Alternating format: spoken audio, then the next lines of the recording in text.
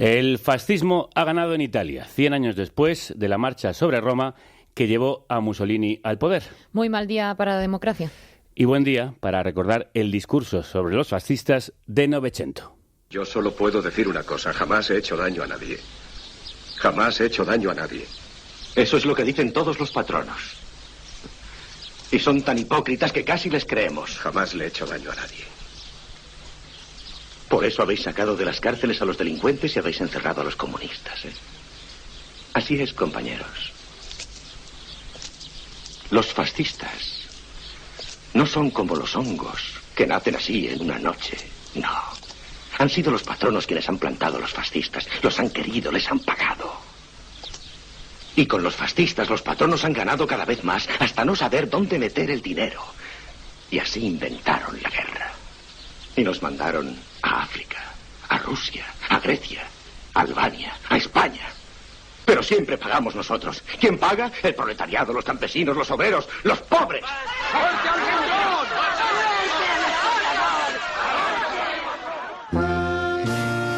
Welcome to Carne Cruda, the album. Join us for danger, excitement, innovations.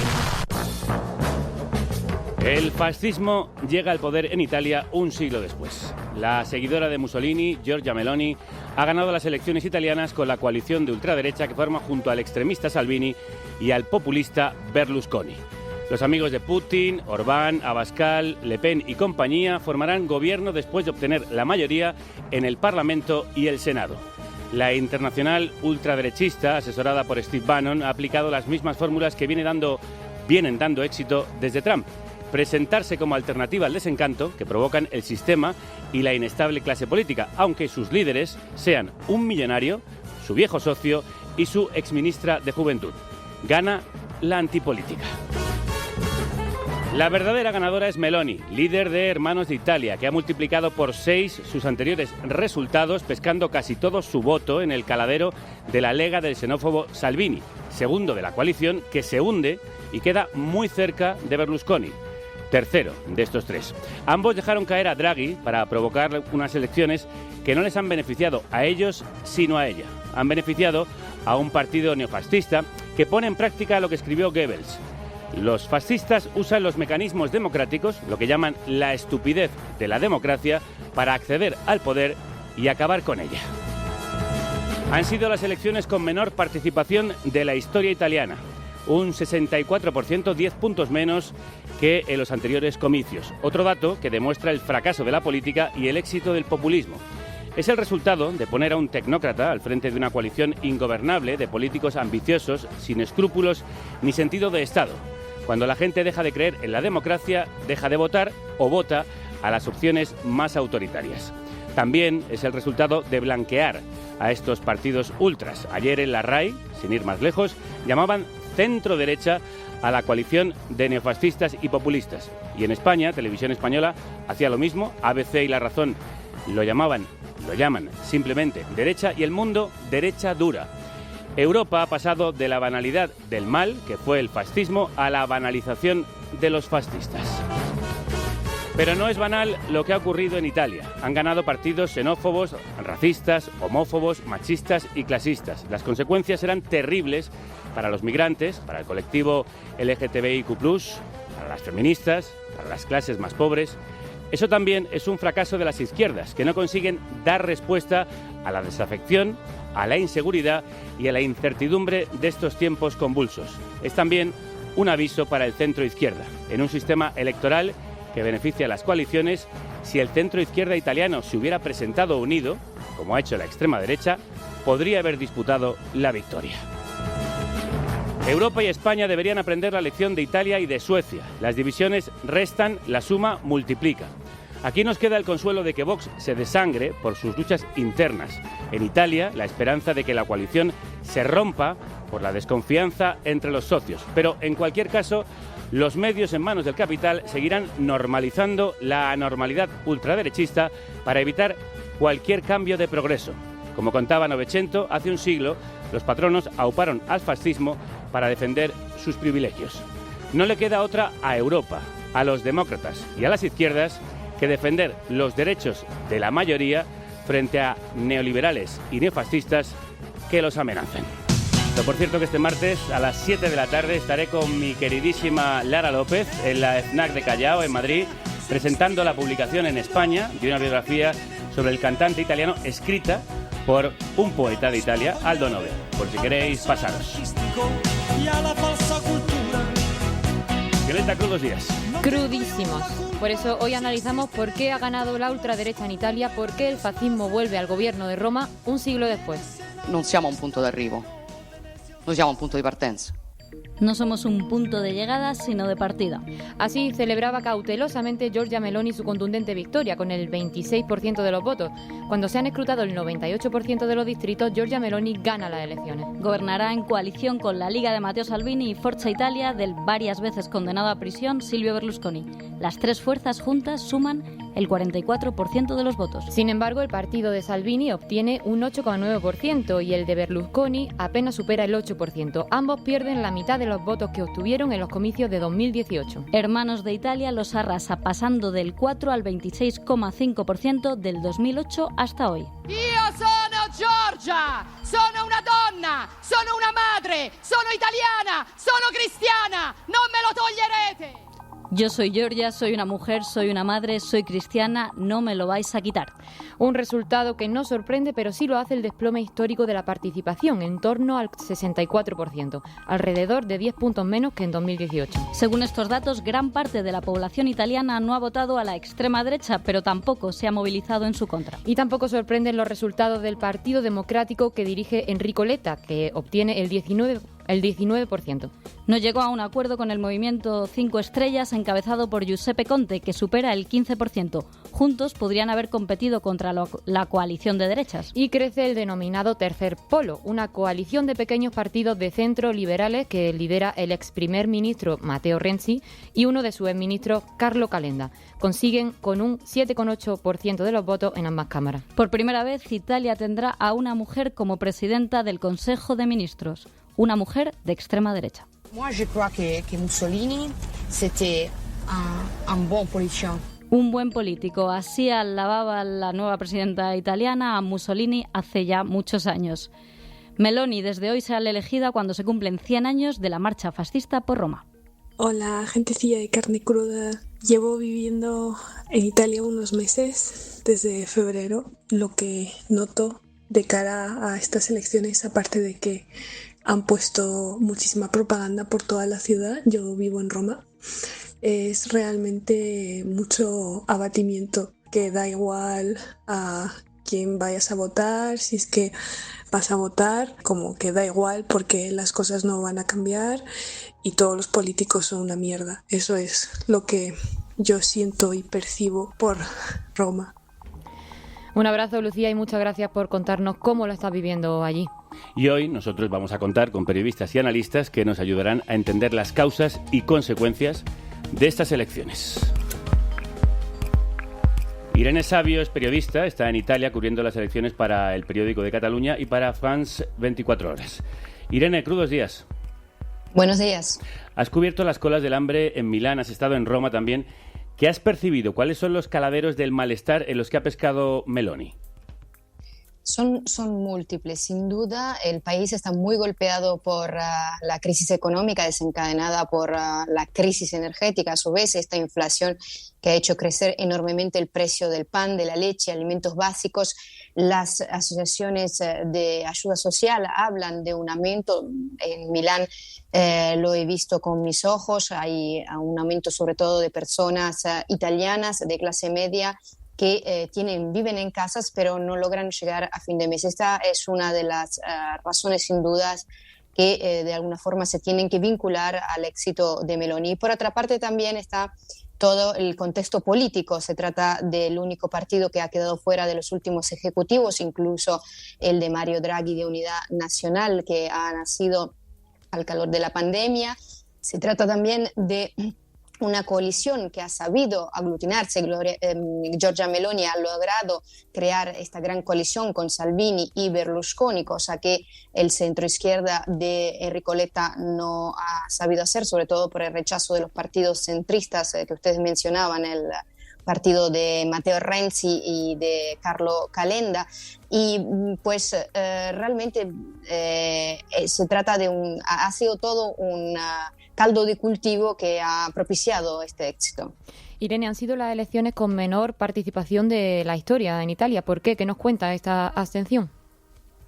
Pues lo que nos cuenta es la historia de una Italia que está dividida en dos o más Italias, porque la más alta abstención se ha dado en el sur de Italia, donde hay una situación socioeconómica mucho más difícil que en el centro y el norte, y donde se sufren plagas endémicas como es todo lo que representa el mundo de la criminalidad, de las mafias, la corrupción, el clientelismo, la gran brecha entre ricos y pobres. Y todo esto, por supuesto, de alguna forma ha alimentado ese desencanto, esa resignación que, sin embargo, también se siente en otras zonas del país. ¿Y cuáles crees que han sido los principales aciertos de Meloni en su campaña?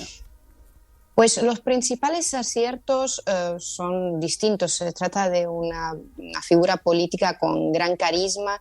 Se ha vendido como una mujer común y corriente. Es muy llamativo la forma de hablar de Meloni. Es una forma de barrio popular, con un acento muy romano, muy marcado, que no ha fastidiado ni siquiera a los del norte de Europa, ¿no? Esto para mí ha sido llamativo verlo en las entrevistas en Milán con los electores de la Liga, que han decidido pasarse a votarla a ella. Esto desde un punto de vista comunicativo. También es una mujer que en sus mítines políticos en general no se ahorra nada, entonces eso tiene una forma de comunicar con frases cortas, eslóganes muy directa, no intelectual.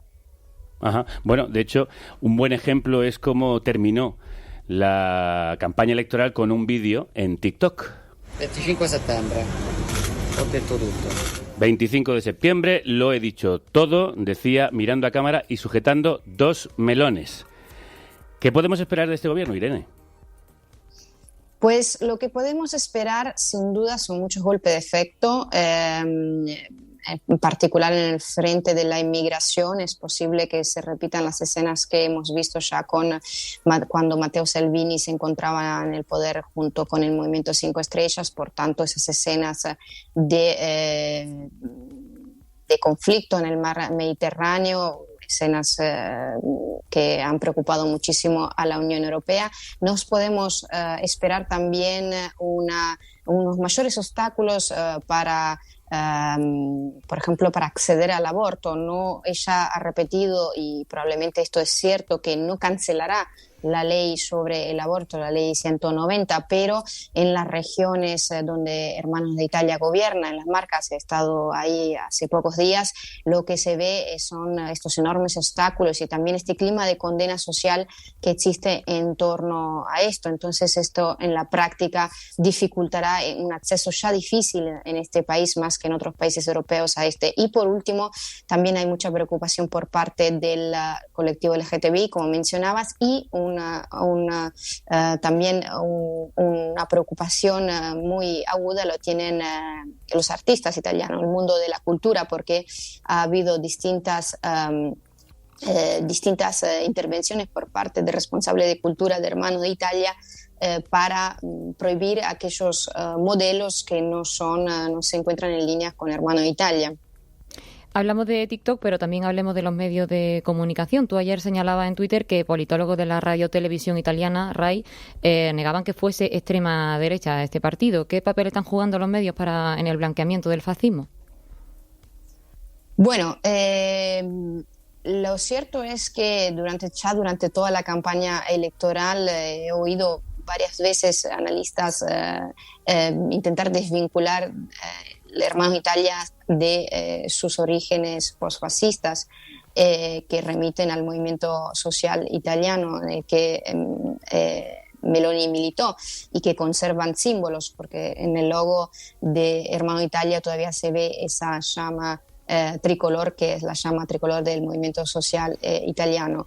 Es muy pronto, yo creo, para entender cómo se posicionarán los medios de comunicación, pero sin duda fue llamativo ayer oírlo en la noche electoral y sobre todo acusar también a la prensa extranjera de estar tildando a este partido de extrema derecha.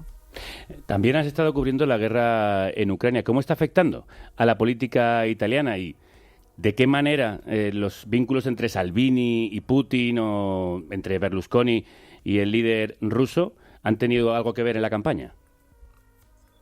La simpatía de Salvini y Berlusconi por el presidente ruso Vladimir Putin son conocidas. Incluso la semana pasada Berlusconi ha vuelto a crear polémica por decir que Vladimir Putin habría sido empujado a la guerra en Ucrania. Sin embargo, se trata de preocupaciones que no están tan presentes en la población, en la gente común y corriente. Son preocupaciones más de las élites o, en todo caso, de los intelectuales. La razón es que la población está más preocupada por los efectos, las consecuencias de la guerra en Ucrania, en particular, como también les comentaba antes, el aumento de la inflación. Entonces, realmente se trata hay aquí de nuevo unas dos Italias. Dos Italias que explica muy bien en sus artículos Irene Savio, a quien podéis leer en El Periódico y seguir en Twitter. También es autora del libro Mi nombre es refugiado y la vais a encontrar como colaboradora de nuestra revista hermana 5W, que fueron quienes nos pusieron sobre su pista. Irene, muchas gracias.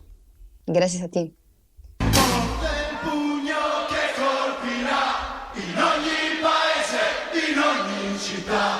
Chi cammina sopra i corpi, violenta le culture, cancella i ricordi, forte il braccio che alzerà la bandiera rossa della libertà, come chi combatte sui monti, con le scarpe rotte quando fischia il vento, come Augusto Cesar Sandino, José Martí y Camilo Torres, come chi combatte col cuore la causa del poveri contro l'oppressore, come Steven Biko Cimil, la comandante Clelia Samora Machel, come il Che Farabundo Martí, figli della stessa rabbia, come Sus e i Cheyenne, Tupac Amaru e Simon Bolivar.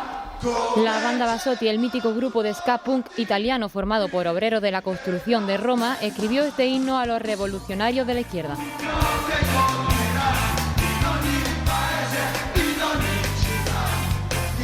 Figli de la stessa rabbia. Ahora los hijos de la misma rabia son los reaccionarios fascistas, Meloni y Salvini, como dice el subtítulo del libro, que nos va a servir de guía para entender de dónde viene esta victoria del neofascismo italiano. Matteo Salvini y Giorgia Meloni. Ellos son los hijos de un nuevo siglo en el que la derecha radical parece que avanza inexorablemente hacia el gobierno. Ambos ya estuvieron en el poder, Salvini compartiendo gobierno con el Movimiento 5 Estrellas en 2018 y Meloni con Berlusconi 10 años antes. Hoy todos los sondeos indican que ambos serían capaces de gobernar sin necesidad de apoyos externos. Pero ¿cómo se ha llegado a una situación en la que dos partidos de la derecha radical ocupan todo el espacio del centro-derecha italiano? Jaime Bordel es coautor junto a Daniel Vicente Guisado de Salvini y Meloni, hijos de la misma rabia, cómo la derecha radical conquistó la política italiana, publicado por Apostrof. Jaime, crudos días. Buenos días. ¿Cómo ha conseguido estos dos partidos de la derecha radical ocupar todo el espacio del centro derecha y de qué rabia son hijos Salvini y Meloni?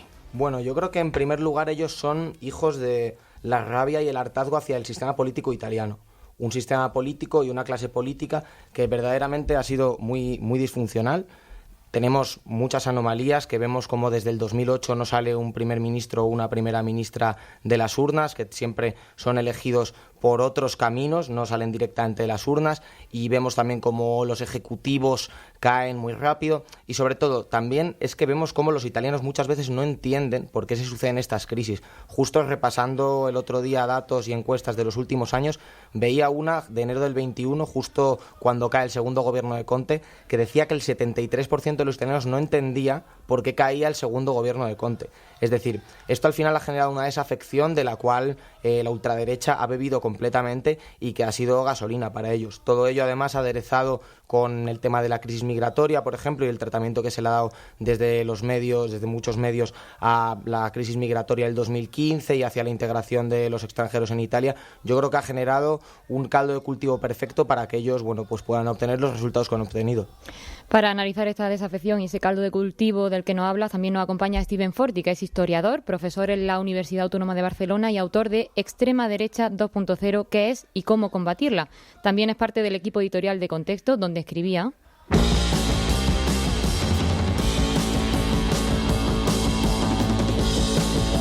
futuro gobierno de Meloni impulsará una retórica ultranacionalista chabacana.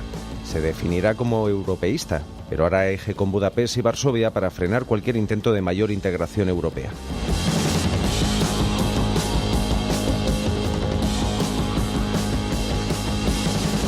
Seppellire fascisti, enterrar fascistas, se llama este tema de futuro opaco, que es como se presenta el futuro en Italia. Steven, crudos días.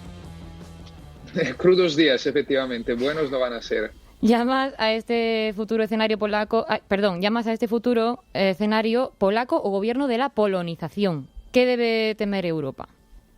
Bueno, un escenario como el que estamos viendo desde hace prácticamente 7 años en Varsovia, que se parece en muchas cosas a el de Budapest, con una diferencia clave: la colocación internacional, que en ese momento, en esta coyuntura marcado por la guerra de Ucrania y todo lo que estamos viviendo, es evidentemente clave.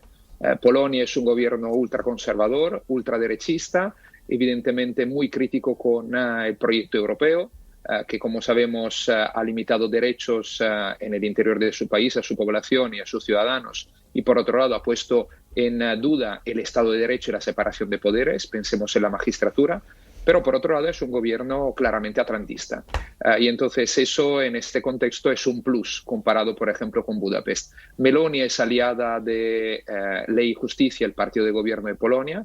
Es la presidenta, Giorgia Meloni, del grupo de los conservadores y reformistas europeos, donde está también, ojo, Vox y los demócratas de Suecia.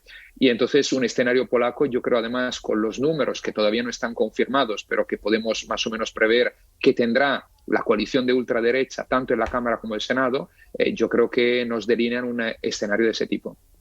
Jaime, como contabas, el extremismo de la derecha ha conseguido comerle todo el pastel al centro-derecha. ¿Qué ha pasado con ese centro-derecha moderado y por qué la prensa italiana llama a esta nueva coalición de ultraderecha centro-derecha? Bueno, yo creo que aparte de las causas más recientes que comenté anteriormente, para entender todo lo que pasa en Italia hay que irse hacia los años 90. En los años 90 en Italia hay una disolución del sistema de partidos, tanto el Partido Comunista Italiano como la Democracia Cristiana desaparecen por distintos motivos y quien aparece es Silvio Berlusconi. Que Silvio Berlusconi es un personaje que va a cambiar completamente la política italiana. Y la va a cambiar no solo porque introduzca la televisión como principal medio de hacer política, ni por su estilo populista que va a impregnar toda la política italiana, sino también porque él es quien abre la puerta a la participación de la extrema derecha en los gobiernos. Es decir, ahora va a ser primera fuerza la derecha radical, pero la derecha radical lleva desde los años 90 en las instituciones, tuvo ministerios con el primer gobierno de Berlusconi y lleva en las instituciones... Recordemos que Meloni fue ministra de Juventud. Efectivamente, sí, Meloni fue ministra de Juventud en el año 2008, pero es que desde el año 94 tenemos ministros tanto de la Liga como del Movimiento Social Italiano. Steven, destacáis, como decía Jaime, que no es la primera vez que se pacta con la extrema derecha y tras la caída del fascismo había un acuerdo tácito de no pactar con sus herederos políticos, que fue Berlusconi el que rompió ese tabú, ¿no?, en los 90. Si la extrema derecha ya estaba normalizada, ¿cuál es el riesgo ahora? Bueno, el riesgo es que la correlación de fuerzas dentro de esa coalición ha cambiado. Hasta hace unos años era la Forza Italia de Berlusconi, el partido claramente hegemónico, y tanto la Liga Norte, cuando todavía se llamaba así, como Alianza Nacional, en su momento de Fini, eran los junior partners de la coalición. Ahora evidentemente las cosas han cambiado. Forza Italia es un partido fuertemente en declive desde hace más de una década, ha conseguido alrededor del 8%. La Liga de Salvini, tras el boom que había tenido en los últimos años, por los errores garrafales también de su líder, se ha redimensionado mucho, se ha desinflado y más o menos parecería que obtendrá un 9%. Claro, el partido hegemónico es un partido ultra que además tiene raíces que vienen justamente del movimiento social italiano, recordemos la llama tricolore en su símbolo, y que, digamos, recupera esa tradición. Giorgia Meloni en su autobiografía lo explicó claramente el año pasado. He querido, cuando explicaba para fundar Hermanos de Italia, he querido volver a dar a una comunidad política con 70 años de historia un partido y una referencia. La comunidad política es la del MSI, que nace de las cenizas de la República de Saló. Y por eso tiene esas muy buenas relaciones con la ultraderecha española, que también mira al franquismo, a su par fascista en el siglo pasado. Giorgia Meloni lleva años en política, pero muchos la conocimos aquí cuando vino a hacer campaña con la entonces candidata de Vox, Macarena Olona. Sí a la familia natural, no a los lobby LGBT, sí a la identidad sexual, no a la ideología de género, sí a la cultura de la vida, no al abismo de la muerte, sí a la universalidad de la cruz, no a la violencia islamista, sí a fronteras seguras, no a la inmigración masiva, sí al trabajo de nuestros ciudadanos, no a las grandes finanzas internacionales, sí a la soberanía de los pueblos, no a los burócratas de Bruselas, y sí a nuestra civilización, y no a quienes quieren destruirlo. Como Macarena Olona tiene tendencia al histrionismo y al grito, ¿esto es lo que podemos esperar del nuevo gobierno italiano, Jaime? Bueno, yo creo que este discurso para Meloni fue un error tremendo, y de hecho en Italia ha sonado incluso durante la campaña este discurso que la propia Meloni reconoció que era un error. Yo creo que vamos a ver un escenario muy parecido al que comenta Steve de la polonización. Es decir, yo no creo que vayamos a ver, por ejemplo, ni una derogación de la ley del aborto, ni una salida de la Unión Europea. Yo creo que más bien lo que creo que va a ocurrir es una lenta erosión de derechos, algo un poco como con lo que está ocurriendo en Polonia, y que, por ejemplo, en el tema del aborto se va a seguir un modelo más parecido al que se está haciendo en la región de las Marcas, que no es prohibirlo, sino que es tratar de impedirlo o tratar de dificultar a las mujeres lo máximo posible el abortar. Y, por ejemplo, en tema con relación a Europa, yo no creo que se vaya a proponer ni salidas, ni referéndum de salida del euro, ni nada por el estilo, pero está claro que va a haber un cambio de alianzas y que Italia va a pasar a sentarse en la mesa de los países de Visegrado. Steven, ¿qué sabemos de la relación entre Meloni, Salvini y Berlusconi? ¿Qué papel jugará cada uno en el gobierno? Bueno, es una relación que ha tenido altos y bajos, ¿no?, a nivel en los últimos años. De hecho, hasta la caída del gobierno Draghi hacía meses que no se reunían y casi que no se hablaban. Evidentemente, las victorias siempre ayudan para tejer relaciones, y sobre todo cuando tienes que decidir un gobierno. Ahora, la correlación de fuerzas está claro que dentro de la coalición es evidente. Es decir, Fratelli d'Italia dobla prácticamente el resultado de las otras dos fuerzas. Es decir, hay una diferencia muy importante. Se deberá ver de todos modos el número de escaños reales, porque claro, los escaños no se reparten de forma proporcional, porque había un acuerdo en los colegios uninominales también entre estas formaciones. Ahora bien, la línea política la marcará Meloni. El tema es hasta qué punto Salvini y Berlusconi querrán jugar su nuevo papel de segundones. Salvini veremos también si tiene los días contados, porque se vaticinaba que si la Liga bajaba del 10%, posiblemente le quitasen la Secretaría Federal del partido. Está por ver. En cuanto a Berlusconi va a cumplir 86 años, o los cumple hoy o los cumple mañana, vamos a ver en estos días. Quiero decir, no tiene mucho futuro político delante, para decirlo con un eufemismo, y su partido es una jaula de grillos donde muchos se han pasado a Calenda, otros se han ido ya con Meloni, otros antes con Salvini. Entonces, yo creo que habrá una colaboración, veremos, pero en un contexto tan difícil como el actual, crisis energética, guerra de Ucrania, aplicación del Next Generation EU, cómo este gobierno lidiará con esta situación y si se podrán crear tensiones internacionales. Claro, conociendo la convulsa política italiana, ¿es esperable que esto dure los 5 años de legislatura? Bueno, yo creo que aunque los números darían para que durara los 5 años de legislatura, porque van a tener una mayoría bastante abultada, yo creo que seguramente hay alguna crisis de gobierno. Por lo que dice Steven de al final, esta relación de tensión que es entre competición y cooperación entre los partidos, y además yo creo que va a depender mucho la estabilidad o inestabilidad de este gobierno de si Salvini es ministro del Interior. Salvini es un factor de inestabilidad siempre, y yo creo que él va a pelear por conseguir su Ministerio del Interior para tratar de crecer igual que lo hizo en 2018 por todos los medios. Y ahora lo que habrá que ver es, primero, si le descabeza a su partido o no, y bueno, y si al final pues consigue esto Salvini. Steven. Yo apuesto que Salvini no va a entrar en el gobierno en ningún papel. Su derrota de ayer es descomunal. De hecho, tras un primer tuit diciendo gracias a los electores cuando los sondeos a pie de urna, no ha abierto la boca. Y además, ni Meloni quiere a Salvini en el gobierno, ni Washington quiere a Salvini en el gobierno, y la relación entre Washington y Roma va a ser la clave de bóveda para Meloni y su gobierno. Hay que recordar, como hemos dicho al inicio, que Salvini y Berlusconi son los que dejan caer a Draghi pensando que les va a beneficiar unas nuevas elecciones, y acaban perjudicados y pasados por encima por Meloni. Estas elecciones se tendrían que haber celebrado en marzo de 2023, pero esa dimisión de Draghi obligó a adelantarlas. Rocío Gómez. Quizá recordéis una foto.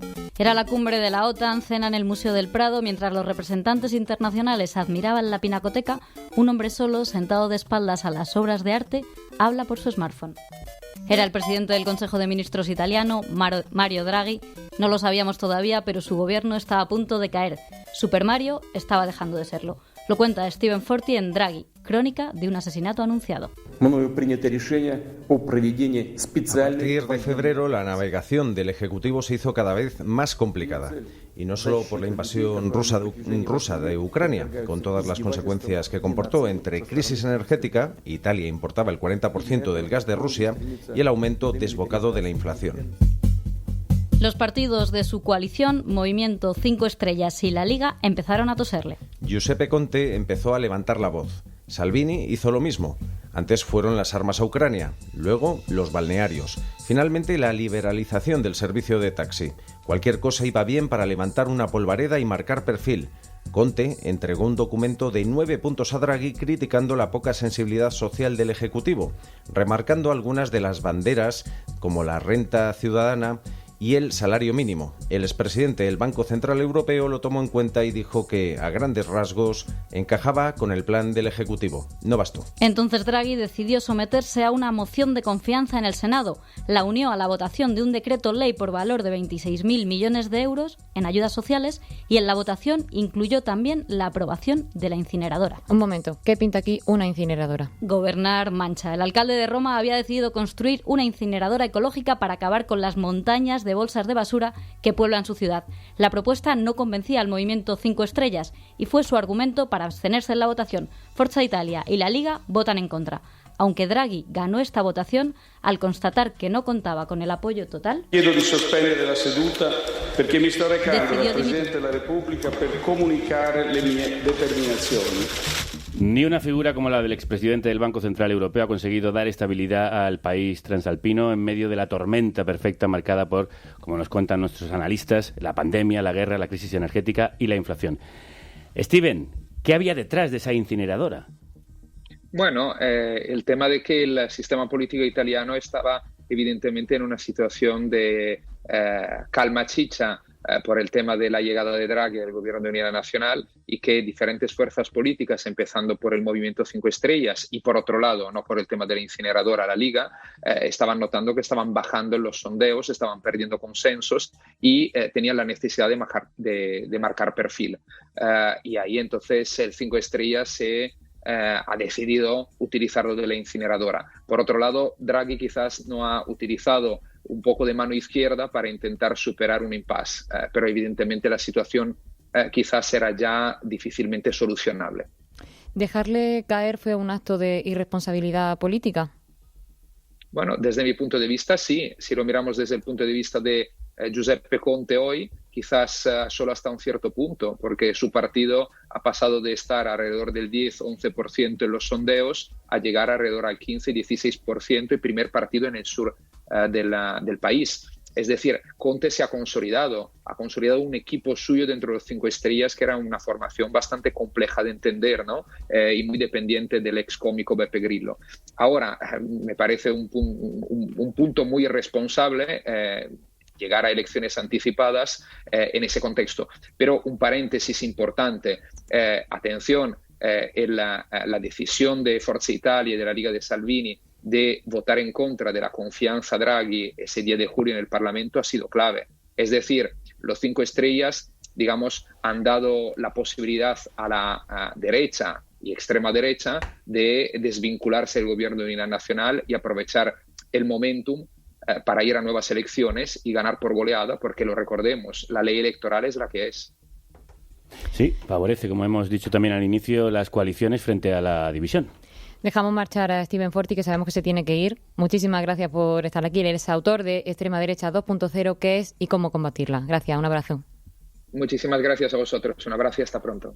Hola carniceras, soy de Roma y llevo unos años en Zúrich. Lo de estas elecciones, que gane la derecha, es bastante evidente y lo único que nos preguntamos es si van a ganar o si van a arrasar con más del 50% y todo. Lo que me gustaría a mí es al menos que nos quitáramos de encima a Renzi y Salvini. Se habla mucho de que Meloni va a traernos una dictadura fascista. A mí no me parece que esto es lo que va a ocurrir. Sin embargo, sí nos va a traer problemas concretos, gordos, como ignorar el cambio climático, disminuir los impuestos a los ricos, reducir los servicios públicos y, evidentemente, también usar como chivos expiatorios a los colectivos más débiles y con políticas abiertamente discriminatorias. Muchas gracias, Marco, por ese análisis. Él es un amigo romano de madre uruguaya, por cierto, y de ahí el suave acento rioplatense. Precioso acento. Como este.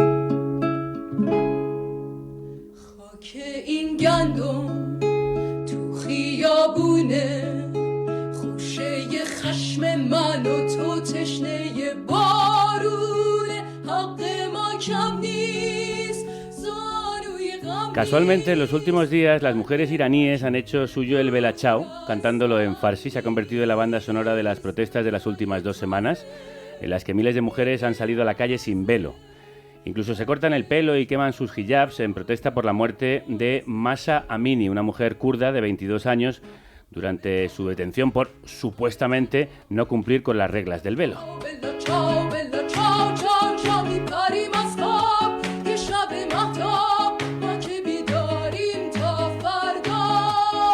Por ahora se cuentan 41 muertos y más de 1.800 detenidos en las protestas. Vamos a estar muy pendientes de lo que ocurra allí. Jaime, y más allá del tridente de la ultraderecha, ¿qué ha hecho el Partido Democrático y el Movimiento 5 Stelle? Bueno, pues yo creo que en primer lugar lo que han hecho es suicidarse yendo por separado. Es decir, la ley electoral italiana penaliza mucho el no ir en coalición porque hay un 37% de los escaños que se reparten circunscripciones uninominales, es decir, como en Inglaterra, el primero que llega se lo lleva. Y esto al final va a provocar que, por ejemplo, la Liga de Salvini, con un 8% de votos, obtenga muchísimos más escaños de los que le corresponderían proporcionalmente. Vamos a verlo muy claro con el Movimiento 5 Estrellas, que ha sido el primer partido en el sur y que sin embargo va a tener muchísimos menos escaños de los que le correspondería, precisamente porque al no ir en coalición pierde contra la derecha en muchos de estos escaños uninominales. Con lo cual yo creo que al final esto pues debería incitar a una reflexión por parte del Movimiento 5 Estrellas y el Partido Democrático para entenderse en un futuro. El Movimiento 5 Estrellas, por ejemplo, ha tenido unos buenos resultados. Ellos han conseguido, con un discurso que apelaba mucho a las clases más precarias, que defendía la renta ciudadana, que es una especie de ingreso mínimo vital que Meloni criticaba, etcétera. Con este discurso han conseguido tener más votos de los que se pensaba en un principio, pero no ha sido suficiente precisamente por ir separados, con lo cual yo creo que al final Partido Democrático y 5 Estrellas están condenados a entenderse. Ellos tienen electorados sociológicamente distintos, el Partido Democrático entra mejor en el centro del país, el Movimiento 5 Estrellas en el sur. Luego, por ejemplo, el Partido Democrático entra mejor en niveles socioprofesionales y socioculturales altos, el Movimiento 5 Estrellas entra mejor entre los precarios, entra también mejor entre los jóvenes y el Partido Democrático tiene un electorado mucho más envejecido. Es decir, yo creo que entre ambos verdaderamente es una coalición que podría tener futuro y que podría competirle la elección a la derecha, con lo cual sí, debería incitar a una reflexión y a entenderse. 5 Estrellas ha ganado en el sur y de hecho ha ganado también entre los jóvenes, que son su principal caladero de votos. Entonces, aunque ha ganado la extrema derecha, si el centro izquierda se hubiera unido, quizá podría haberle disputado la victoria. Sí, desde luego. Si es que, de hecho, vemos que Esta elección nos muestra que hay un 42% de electores, porque ha habido bastante abstención, que quieren un gobierno de las derechas. Y hay un 58% de personas que no querían un gobierno de las derechas. ¿Qué pasa? Que ese 42% sí tenía un proyecto de país único. Ahora lo que queda para las otras fuerzas políticas es armar un proyecto, porque la masa de gente que podría estar dispuesta a votarlo existe. Falta articularla. Más de uno esta mañana en los colegios electorales resumía la elección con un "vamos a probar", ya que los demás nos han decepcionado. Meloni y los suyos tendrán que demostrar muy pronto si estaban realmente listos para gobernar, en un día después en el que bajo los focos de toda Europa y en un otoño de crisis que se acumulan, aflorarán también las divisiones en la coalición que se escondieron bajo la alfombra de la campaña electoral. Y antes oíamos las palabras de nuestra compañera del diario.es, Mariangela Paone, que está cubriendo las elecciones en Italia y que se suma a esta mesa. Buongiorno, crudos días, Mariangela. Buongiorno, crudos días. ¿Están listos para gobernar? ¿Qué país se encuentran? Pues se encuentran en un país que está muy cansado y empobrecido, que es una de las razones de este triunfo, ¿no?, de la ultraderecha. Un país que se enfrenta, como por otra parte el resto de Europa, a un otoño donde tenemos el precio de la energía desbocada, un empobrecimiento generalizado por la inflación. ¿Están listos para gobernar? Pues esto lo tendremos que ver pronto si el presidente de la República, Mattarella, encarga ya la formación del gobierno a Giorgia Meloni. En las últimas semanas han repetido que tienen ya en la cabeza el gobierno, quién estará en los ministerios clave, dejando entender de que buscarían perfiles técnicos también, precisamente para tranquilizar al resto de Europa y a Bruselas. Subrayo esto porque hablamos muchas veces, ¿no?, del hartazgo hacia la política, hacia los gobiernos tecnócratas, y ayer justo estaba mirando unas encuestas y resulta que la mayoría de los entrevistados prefería perfiles técnicos en el nuevo gobierno. Eso, ¿qué quiere decir? ¿Que a los italianos no les gustan gobiernos que salgan de las urnas, gobiernos políticos? No, probablemente es un síntoma más de la desconfianza hacia una clase política que ha fracasado en los últimos años. Mariangela, hablando de esos retos, hablamos de deuda, de migración, de Rusia. ¿Qué retos tiene este gobierno por delante? ¿Qué pasará con el plan de recuperación iniciado, con la gestión de los fondos europeos? Pues ahí, en la parte de mi análisis de anoche que habéis leído, justo hablaba de las divisiones, ¿no?, que hay entre la coalición y que han escondido, digamos, en las semanas de la campaña electoral. Pues uno de los puntos de la discordia era precisamente el plan, los fondos europeos, el PNRR se llama aquí, y porque Meloni habló de retocarlo, y luego matizó de que hay que retocarlo porque, claro, los precios están más altos de los que estaban cuando se presentó, entonces hay que ajustar para que cuando salgan, digamos, las licitaciones, pues las empresas puedan participar con los precios ya actualizados. Pero Salvini ha ido más allá, ¿no? Y también ha hablado de aumentar el gasto, aumentar la deuda. Es algo sobre lo que no están de acuerdo, ¿no? Y retocar el PNRR es algo que también sería realmente un riesgo, teniendo en cuenta los márgenes estrechos que hay, porque Italia correría el riesgo de perder parte de este dinero. Por otra parte, el aumento de la deuda es algo que Meloni ha descartado. Ha dicho será una extrema ratio, ¿no? Ya veremos cuánto será realmente el acuerdo dentro de esta coalición. Dicho esto, Meloni ha ganado con un 26%. Esa es una victoria sobre todo suya.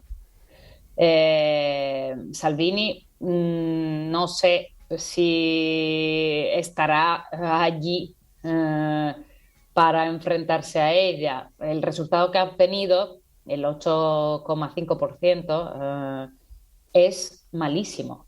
Tenemos que recordar que en 2019, en las europeas, la Liga obtuvo el 34% y él se veía ya en Palazzo Chigi. O sea que ya había malhumores dentro de la Liga y ese resultado pues abre a un debate bastante duro en el partido que puede poner en entredicho su liderazgo. Hablando de los riesgos... Perdona, sí. No, termina. No, y Berlusconi, para concluir, Berlusconi pues ha hecho una campaña electoral donde se ha presentado como el garante de la moderación, ¿no?, en esta coalición. Que era un poco también el truco del apoyo de los populares europeos que vinieron a Roma para decir, pues venimos a apoyar Forza Italia, pero sabiendo que Forza Italia iba a ser el socio minoritario. Es decir, que este apoyo era un apoyo a la coalición con la ultraderecha. Entonces, ¿cuánto peso tendrán estos socios menores en las decisiones? Pues veremos. Anoche en el cuartel general Meloni agradeció a ambos. O sea, se mostró bastante cercana, sí. Y hablando de los riesgos que puede suponer la victoria de la ultraderecha para Europa, Ursula von der Leyen hacía unas declaraciones la semana pasada advirtiendo de que vigilarán a Italia desde Bruselas. Si las cosas van en una dirección difícil, como he mencionado respecto a Hungría y Polonia, tenemos herramientas. Jaime, ¿cómo afectará este cambio en la política italiana al resto de Europa? Bueno, yo creo que en primer lugar esto supone un empujón a las fuerzas ultraderechistas. Es decir, lo primero que hizo, una de las primeras cosas que hizo estos días Meloni fue decir que esperaba que su triunfo abriera la puerta a partidos como Vox en España. Y yo creo que también supone un realineamiento dentro de los estados, dentro de Europa, porque Italia va a pasar de estar sentada en un tren de camino a Ucrania con Scholz y con Emmanuel Macron a estar sentada en una mesa con los países de Visegrado. Es decir, creo que este realineamiento va a ser así, creo que no va a haber de nuevo, como hubo por ejemplo con Conte, un frente común de España e Italia para pelear ciertas cosas en Europa. Con lo cual, bueno, veremos cómo se reconfigura este sistema de alianzas dentro de la Unión Europea, pero desde luego que va a suponer un cambio bastante fuerte. Claro, porque Italia siempre ha sido un país muy influyente en Europa. ¿Puede suponer una amenaza para el equilibrio europeo? Sí, yo creo que evidentemente supone una amenaza, sobre todo porque además vemos cómo cada vez más países son gobernados por partidos que pertenecen al grupo de conservadores y reformistas europeos. Es decir, vemos cómo va subiendo el grupo de conservadores y reformistas europeos, que incluía a Meloni, que incluía a los polacos, etcétera, y cómo el poder del Partido Popular Europeo cada vez va viniéndose más abajo, con lo cual, pues bueno, yo creo que esto también tiene que incitar a una reflexión por parte de todas las fuerzas políticas de, bueno, hacia qué Europa vamos, qué resultado van a obtener estos partidos en las próximas europeas, qué cámara vamos a tener en el Parlamento Europeo. Sí, porque conservadores y reformistas es el paraguas en el que se esconden muchas de las ultraderechas y ultranacionalismos europeos. Efectivamente. Que quieren, de hecho, al final romper la unidad de la Unión Europea. Sí. María Ángela, y en territorio doméstico, ¿cómo imaginas que será el gobierno de Meloni en cuanto a derechos sociales? ¿Se verán amenazadas leyes como la del aborto? ¿Se endurecerán las políticas migratorias? Sobre la política migratoria, sí, no tengo muchas dudas de que se endurecerán. Se suavizaron algo, digamos, en los últimos 2 años, pero digamos que ese es uno de los puntos firmes de los programas de todos y del programa de coalición que presentaron los tres, Forza Italia, la Liga y Hermanos de Italia. Sobre los derechos civiles, veremos. Meloni ha dicho que no quiere tocar la ley de aborto, sino que quiere aplicarla en toda su totalidad. ¿Esto qué quiere decir? Que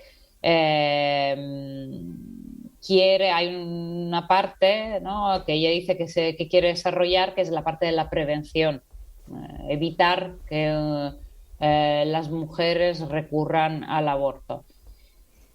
Obvia la realidad de un país donde en muchos casos y en muchas regiones, sobre todo, por ejemplo, en las regiones gobernadas por la derecha, es el caso, por ejemplo, de las Marcas, que es una de las 2 regiones donde gobierna Hermanos de Italia, hay 7 de cada 10 ginecólogos que son objetores de conciencia. ¿Eso qué quiere decir? Que el derecho al aborto está bastante restringido en lugares donde se ponen, digamos, hay dificultades, hay trabas para ejercerlo. ¿Crees que puede contagiar a la política española, Jaime? Bueno, yo creo que la realidad italiana es muy distinta que la realidad española, pero bueno, sí que es cierto que si Fratelli d'Italia está gobernando en Italia, también puede haber una parte de gente que podría votar a Vox que diga, bueno, mira, están gobernando allí, no pasa nada. Aún así, yo siempre suelo ser bastante cauto a la hora de hacer comparaciones de Italia y España, porque a pesar de que somos 2 países mediterráneos y que podemos tener muchas cosas en común, verdaderamente la política española es muy, muy distinta a la política italiana. ¿Y el papel de Pedro Sánchez puede cambiar en la Unión Europea al desplazarse el eje en Italia? Sí, yo creo que evidentemente, porque como decía, Francia y Alemania ya no van a tener a Italia como un socio prioritario. Es decir, Macron, que su principal rival es Marine Le Pen, no va a tratar igual a Giorgia Meloni y a Italia que trataba a Mario Draghi, con lo cual sí que es cierto que aquí el papel de España puede subir. Pues vamos a irnos ya, después de hacer este análisis tan profundo y detallado, con María Ángela Paone, enviada especial en Italia de nuestro medio asociado, el diario.es. Muchas gracias. Gracias a vosotros. Y Jaime Bordel, coautor de Salvini y Meloni, hijos de la misma rabia, cómo la derecha radical conquistó la política italiana, que también escribe en El Salto y Público. No puede haber llegado tu libro en mejor momento. Sí, no, la verdad que en eso desgraciadamente. Tú por desgracia, pero sí tuvimos buen ojo en eso. Gracias a los dos. Y mañana tenemos más música de la buena, porque vienen Los Estanques con Annie Bisuit, en un programa especial que ha preparado el señor Sanabria, en el que también recuperaremos y recordaremos la figura de Jean-Luc Godard con el gran Pedro Ballín. Vamos, programazo. Programazo, yo estoy deseándolo. No os lo perdáis, que la radio y el antifascismo os acompañen.